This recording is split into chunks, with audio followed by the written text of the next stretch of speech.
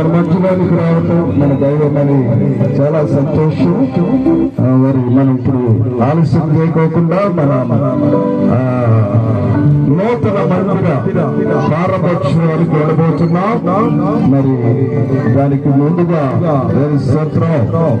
దానికి ముందుగా మరి అక్కడికి వెళ్ళి అక్కడ చెప్పడానికి అవకాశం ఉండదేమో. ఇక్కడే ఎమ్మెల్యే గారు కొద్ది మాటలు మనతో పంచుకోబోతున్నారు.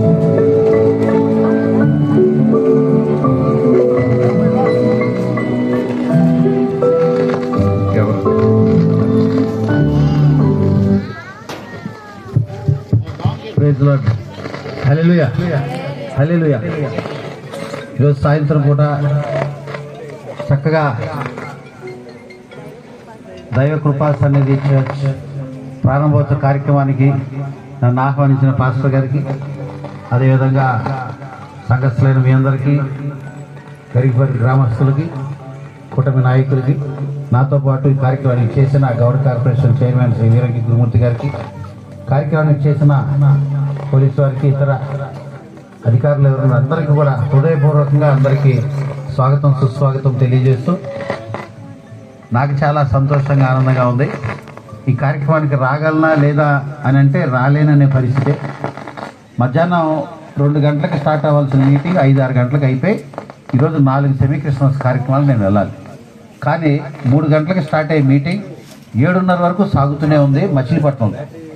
ఇక మచిలీపట్నంలో 7:30 వరకు సాగుతున్న మీటింగ్ 8-8:30కి అయ్యి మచిలీపట్నం నుంచి నేను వెళ్ళాల్సిన 4 కార్యక్రమాలు, ఒకటి పామరు, ఒకటి కపిలేశ్వరపురం, ఒకటి కాటూరు, ఇంకోటి గరిగిపల్లి. రాగలనా రాలేనేమో అని భయపడ్డా. ఫోన్లు చేస్తూ నాగరాజు అందరూ ఫోన్ చేస్తే పరిస్థితి బాగా, కలెక్టర్ ఉన్నాడు, మంత్రులు ఉన్నాడు, అందరు ఎమ్మెల్యేలు ఉన్నారు, జిల్లా యొక్క గురుమూర్తి గారు కూడా నాతోనే ఉన్నారు. మేమంతా కూడా జిల్లా అభివృద్ధి కార్యక్రమాలు ఎక్కడ ఏం చేయాలి, హలో ఈ 18 నెలల్లో ఏం చేయగలిగాం, రాబోయే సంక్రాంతి, రాబోయే ఎండాకాలానికి ఏమేమి అభివృద్ధి పనులు, ఇవన్నీ చేసుకునే దాంట్లో గ్రాంట్లు తీసుకోవటం, ఇవన్నీ చేసే హడావిడిలో ఉన్నాం. సో అది చాలా ముఖ్యమైన పని. ఇందాక మైకే బాగుందా, అది చాలా ముఖ్యమైన పని. సో ఆ సమయాన్ని పనంగా పెట్టలేని పరిస్థితి. ఖచ్చితంగా చాలా ఉపయోగపడే మీటింగ్ అది. నేనేమనుకున్నా, కనీసం గరిగిపల్లి మీటింగ్ అయినా రావాలి అనేది బుర్రలో పెట్టుకున్నా. ఓ పక్క కాటూరు నుంచి ఫోన్లో కాటేస్తున్నారు నన్ను, కాటూరు వాళ్ళు ఫోన్ చేస్తున్నారు, అరే ఉండాయా ముందు మా వాళ్ళ దగ్గరికైనా వెళ్ళండి, తర్వాత మీ దగ్గరికి టైం ఉంటే వస్తా, మీ కాటూరు నిదానంగా అయినా వస్తాను వాళ్ళకి చెప్పి ఈరోజు హుటాహుటిన హడావిడికి వస్తుంటే మధ్యలో నిమ్మలంగా నిమ్మకూరలు ఆపారు నిమ్మకూరులో ఆపి వాళ్ళు పిలవలు కూడా పిలిచారంట, మా వాళ్ళకి తెలీదు, వాళ్ళు తీసుకెళ్ళి అక్కడ కూర్చోబెట్టారు. నేనే హుటాహుటిన పరిగెత్తుకొస్తున్నాను, ఆయన గురుమూర్తి గారు ఇంకో కారులో వస్తున్నాడు. వెళ్ళి 10 నిమిషాల్లో ముగించుకొని బయటకు వస్తుంటే ఇద్దరం కలుసుకున్నాం. ఇద్దరం కలిసి నాకు గరిగిపరే, నువ్వు గరిగిపరే, అందరూ గరిగిపరే, అందరూ ఎవడు దారి ఎటు వెళ్ళినా ఈరోజు అన్ని రహదారులు గరిగిపరే. దైవ కృపా సన్నిధి చర్చిని ప్రారంభోత్సవం చేయటానికి అన్ని రహదారులు, అందరి దారులు ఈరోజు దేవుడి మార్గం వైపే అనే విధంగా ఈరోజు ఈ కార్యక్రమానికి రావటం నాకు చాలా సంతృప్తిగా, సంతోషంగా ఉంది. మరి 2 నిమిషాలు ఆపి మైక్ ఆయనకి ఇచ్చి వెళ్ళి చర్చి రిబన్ కట్ చేద్దాం. కానీ నాకు ఎందుకు ఇంకో 5-10 నిమిషాలు మాట్లాడాలి, ఎందుకు మాట్లాడాలంటే తెలియజేస్తాను. ఇంతమంది దైవజనులు ఉన్నారు, పాస్టర్లు ఉన్నారు, వీళ్ళందరూ ప్రతి ఆదివారం లేదా సందర్భం వచ్చినప్పుడల్లా దేవుడి మాటలు, వాక్యాలు చెప్తారు. నేను కూడా 2 మాటలు నాకు తెలిసి ముందుకు చెప్పాలని. ఎందుకు చెప్పాలనుకుంటున్నానంటే దానికి ఒక పెద్ద పరమార్థం ఉంది.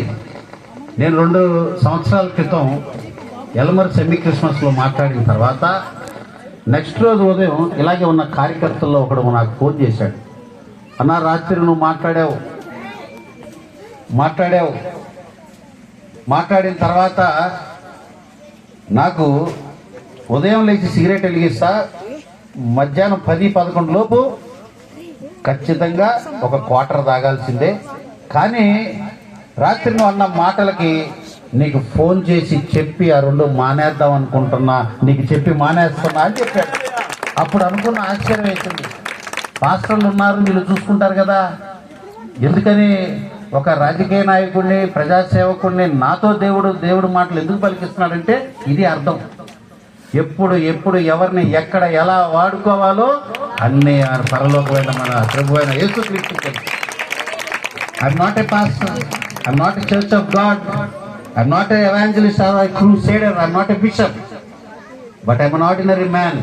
బట్ ఎందుకు ఒక సామాన్యుడు కూడా దేవుడు ఎప్పుడు ఏ రకంగా వాడుకుంటాడు. కోటాలు జరుగుతుంటే రోడ్ల మీద ఎప్పుడైనా మనం వెళ్తున్నప్పుడు ఊర్లో ఒక పెద్ద ప్రాంగణం అంతా బ్రహ్మాండంగా ముస్తాబై కోటాలు జరుగుతుంటాయి. ఆ కోటాలు 2-3 రోజులు జరుగుతుంటాయి. రోజుల తరబడి కూర్చుంటారు, గంటల తరబడి ఆ కోటాల్లో జనాలు కూర్చుంటారు, మహిళలందరూ కూర్చుంటారు, ప్రార్థనలు చేస్తారు, గట్టిగా పాటలన్నీ పాడుతుంటారు.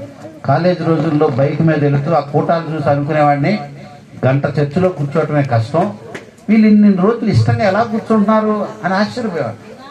కానీ ఈరోజు దేవుడు నన్ను ఎలా మార్చాడు, దేవుడి వాక్యం, దేవుడి మాట ధైర్యంగా ఆయన గురించి గొప్పగా చెప్పే విధంగా మైక్ పట్టుకొని పెద్ద కోటాల వేదికల్లో కూడా మాట్లాడే అవకాశం, మార్గం నాకు తెచ్చాడు. నా జీవితంలో ఒక అద్భుతమైన సాక్ష్యం మీ అందరికీ తెలుసు. దాంట్లో భాగంగానే నాకు తెలిసిన 2 మాటలు మీ ముందు ఉంచడానికి ప్రయత్నం చేస్తా. ఈరోజు మీ అందరికీ తెలుసు క్రైస్తవుడు అంటే ఏంటి, క్రిస్టియన్ అంటే ఏమిటి. పిల్లలందరూ కూడా శ్రద్ధగా వినాలి. క్రైస్తవుడు అంటే ఏమిటి, క్రిస్టియన్ అంటే ఏమిటి, అర్థం ఏమిటి. హిందూ అంటే అర్థం తెలుసు, హిందూ అంటే హిందూ దేవుడిని పూజిస్తాడు కాబట్టి హిందూ. ముస్లిం అంటే తెలుసు, మసీదుకి వెళ్తాడు కాబట్టి ముస్లిం. అల్లాహ్ని పూజిస్తాడు కాబట్టి ఈజ్ ఎ ముస్లిం, అంతే కదా. మరి క్రైస్తవుడు అంటే ఏంటి, క్రీస్తుని పూజిస్తాడు కాబట్టి క్రైస్తవుడా? ఆలోచన చేయండి. క్రైస్తవుడు అంటే ఏంటి చెప్పనా? క్రైస్తవుడు అంటే నీలో ఉన్న క్రీస్తు అని అర్థం. క్రిస్టియన్ అంటే Christ is in you, Christ in you, that's why you call a Christian. నీలో జీసస్ ఉన్నాడు, నీలో యేసు ప్రభు ఉన్నాడు, అందుకే నువ్వు క్రైస్తవుడివి, అందుకే ఈ క్రిస్టియన్వి. ఎలా ఉంది మీకు చెప్తుంటే? సంతోషంగా, ఆనందంగా, సంతృప్తిగా ఉందా తల్లి? ఉందా? బ్రహ్మాండంగా ఆనందంగా ఉందా? Very good. ఈ ఆనందం, సంతోషం, సంతృప్తితో పాటు మీకు ఆవగించంత భయం కూడా కలగాలి, భయం కూడా ఉండాలి. భయం ఎందుకు అంటే మీకు తెలుసు మీ మనసులో క్రీస్తు ఉన్నాడు, అందుకే మీరు క్రైస్తవులు.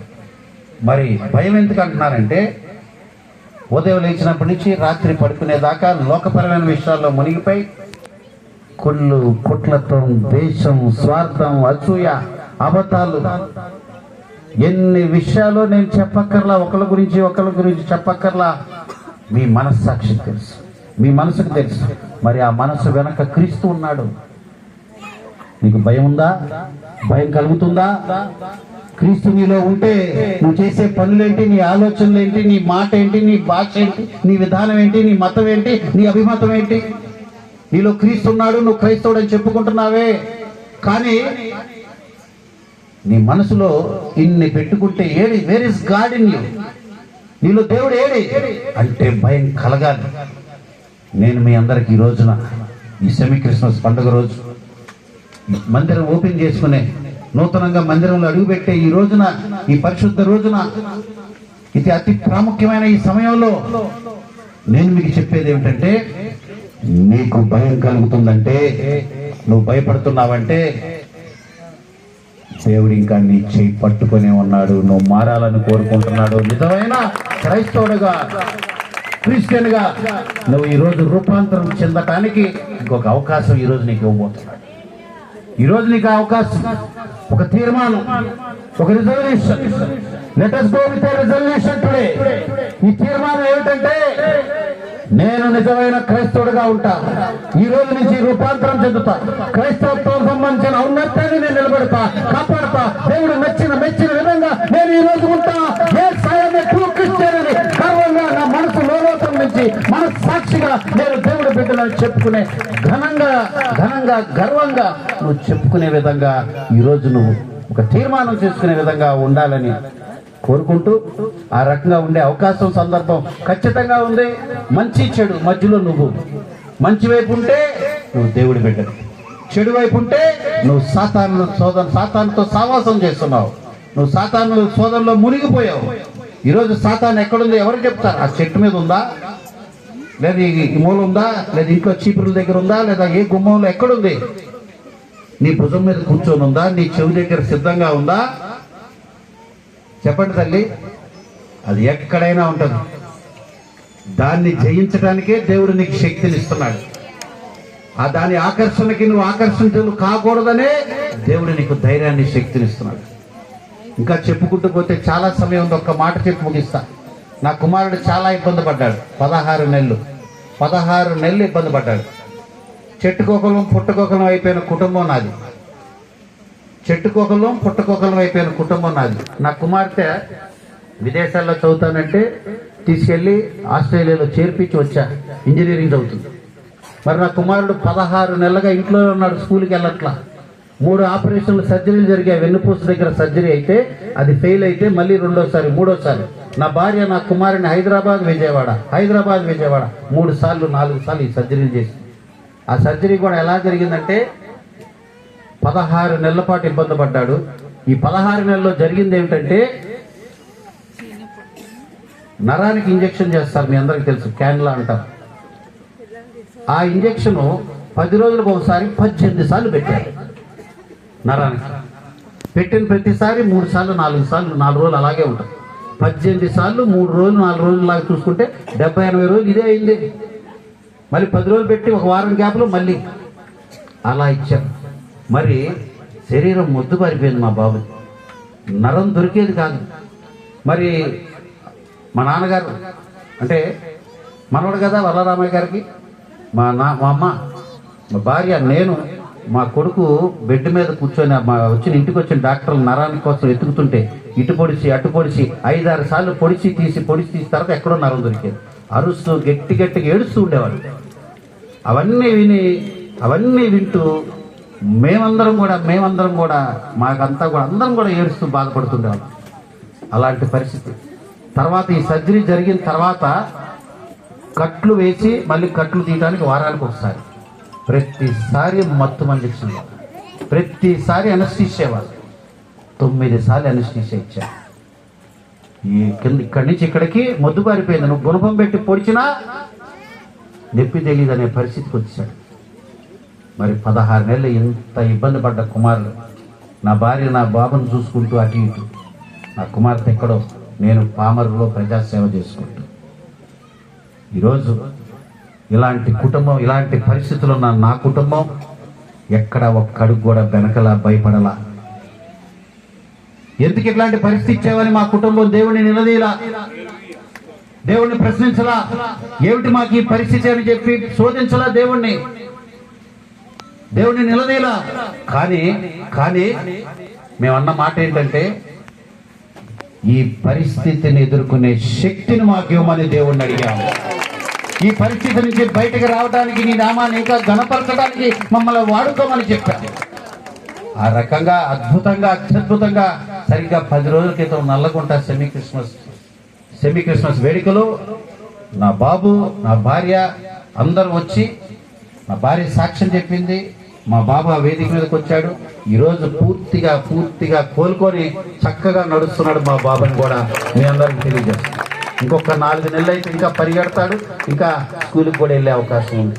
సో ఇలాంటి కష్టమైన పరిస్థితులు ఎదుర్కొంటూ కూడా దేవుడి చేయి విడిచిపెట్టకుండా దేవుడిని నమ్ముకొని ఉన్నాం కాబట్టి ఇంత అద్భుతంగా మా జీవితంలో అద్భుతమైన సాక్ష్యం చెప్పే విధంగా దేవుడు ఇచ్చిన కరుణ కృప బట్టి ఈరోజు నాకు ఇంత అదృష్టం దక్కిందని తెలియజేస్తూ, ఈరోజు కార్యక్రమానికి వచ్చిన మీ అందరికీ కూడా అభినందనలు తెలియజేస్తున్నా. నేను చెప్పిన మాటల్ని తీసుకుందామన్న తీర్మానాన్ని గుర్తుపెట్టుకోమని మీ అందరికి విజ్ఞప్తి చేస్తూ, సామాన్యమైన దేవుడు కాదు మన దేవుడు. గుర్తుపెట్టుకోండి, he is not an ordinary God. He is God of all God, Lord of all lords, King of all kings, mighty of the mightiest. He is our Lord, Savior Jesus Christ. అంత గొప్ప దేవుడు మన దేవుడు. ఆయన బిడ్డలం మనం గర్వంగా గలమెత్తి గొప్పగా చెప్పుకొని క్రైస్తవత్వ ఔన్నత్యాన్ని నిలబెట్టే విధంగా ప్రభువు నామాన్ని గణపరుస్తూ మీరంతా ముందుకు సాగాలని మనస్ఫూర్తిగా మీ అందరి వాడిగా, మీలో ఒకడిగా, మీ శ్రేయోభిలాషిగా, మీ సోదరుడిగా, మీకు సేవ చేసే మీ సేవకుడిగా, మీ స్థానిక శాసనసభ్యుడిగా, మీ ఎమ్మెల్యేగా, మీరు మెచ్చే మీ ఎమ్మెల్యేగా, మీ ఇంటి పెద్ద కొడుకుగా, నియోజకవర్గంలో పనిచేసే ప్రగతి సాధించే పెద్ద పాలేరుగా ఈ కుమార్ రాజా కోరుకుంటూ మీ అందరికీ 2 చేతులు జోడించి అందరికీ హృదయపూర్వకంగా క్రిస్మస్ శుభాకాంక్షలు తెలియజేస్తూ may the lord almighty bless you and God bless you. Thank you.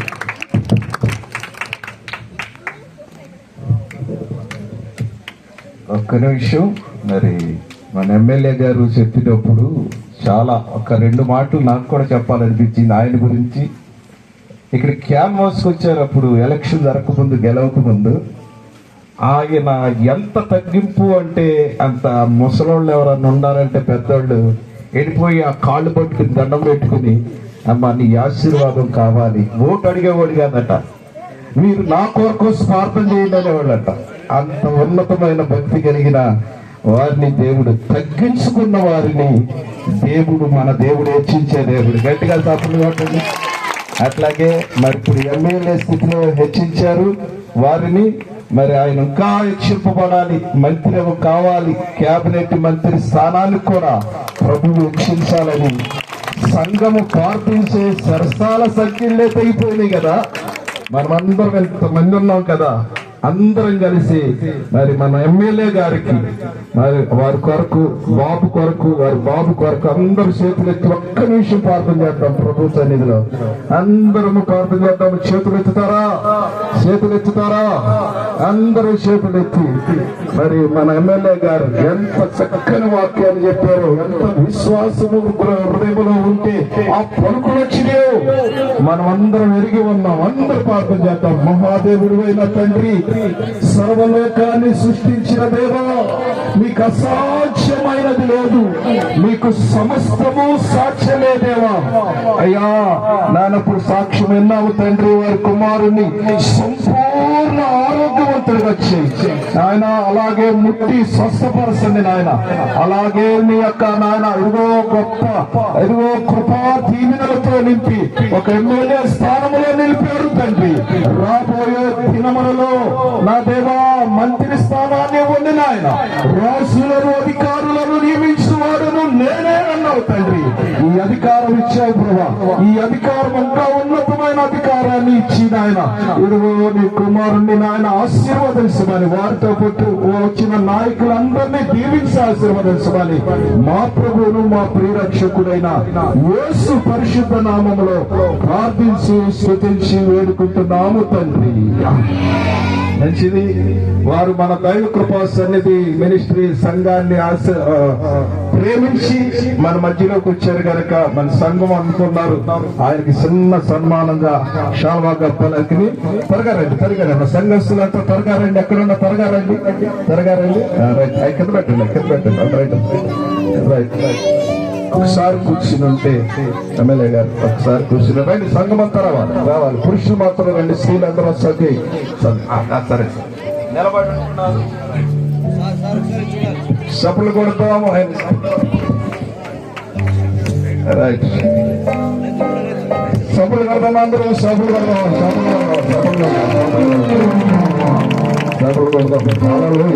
అలాగే మనం ప్రేమించి వచ్చిన నేతలు గురుమూర్తి గారికి కూడా త్వరగా నిలబడి ఉంటారు.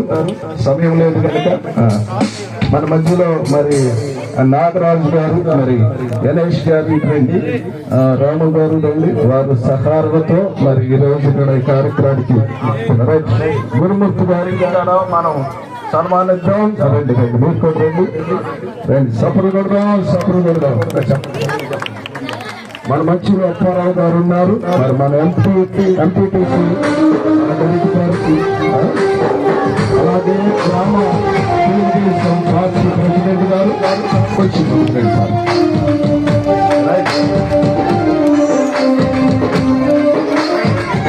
గణేష్ గారు, నాగరాజు గారు అది సన్మానిస్తారు.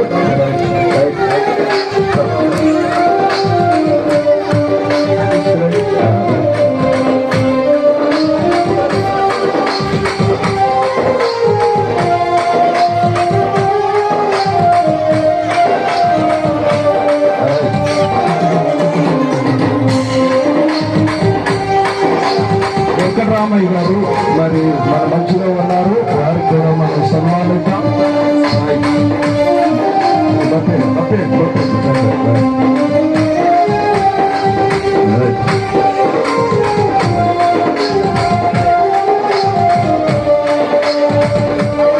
వరహాలరావు గారు, ప్రెసిడెంట్ గారు, సర్పంచ్ గారు, సార్ గారు రాము గారు, మహేష్